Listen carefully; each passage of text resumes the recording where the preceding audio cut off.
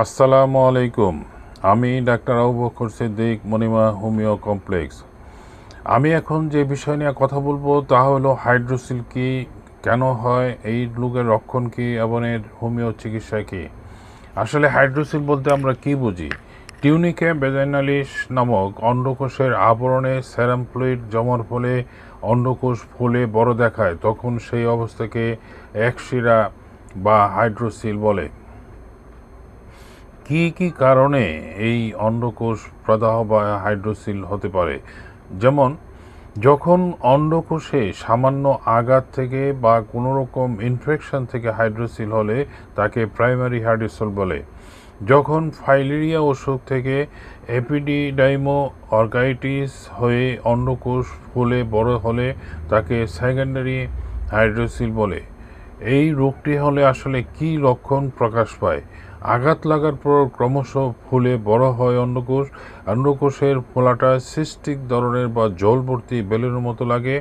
খুব বেশি জল জমলে অনেক সময় শক্ত বোধ হয়। অন্ডকোষের চারিদিক ফুলে বড় হলেও সাধারণভাবে এই ফোলায় কোনো ব্যথা থাকে না। অনেক সময় ফাইলেরিয়াল এপিডিডাইমো অর্গাইটিস হয়ে সেকেন্ডারি হাইড্রোসিল হলে শরীরে অল্প অল্প জ্বর থাকতে পারে। অন্ডকোষের চারিদিকে জল জমে জল ভর্তি বেলুনের মতো লাগে, কখনো খুব শক্ত বোধ হতে পারে। অন্ডকোষের ফোলা অংশের একদিকে টর্চ লাগে, ফোলা আলো জ্বালালে উল্টো দিকে টর্চের আলোর লাল আভা দেখা যায়। কাশির সময় ফোলার কোনো বৃদ্ধি ঘটে না। ফোলাটা আঙ্গুল দিয়ে টিপলে ফ্ল্যাকচুয়েশন টেস্ট পজিটিভ হয়। এই রোগের আসলে হোমিওপ্যাথিতে খুব ভালো চিকিৎসা আছে। এই রোগটির লক্ষণ এই কারণেই বলবো, অনেক সময় দেখা যায় তীব্র ব্যথা নিয়ে রোগীরা আসে। অনেক সময় দেখা যায় যে এটি এমন বড় হয় যে হাঁটাচলা পর্যন্ত করতে পারে না, কোনো জায়গায় বসতে পারে না। তাই আপনারা এই লক্ষণগুলি প্রকাশ পেলে আপনারা দেরি না করে দ্রুত ডাক্তারের পরামর্শ নিন এবং সুস্থ জীবনযাপন করুন।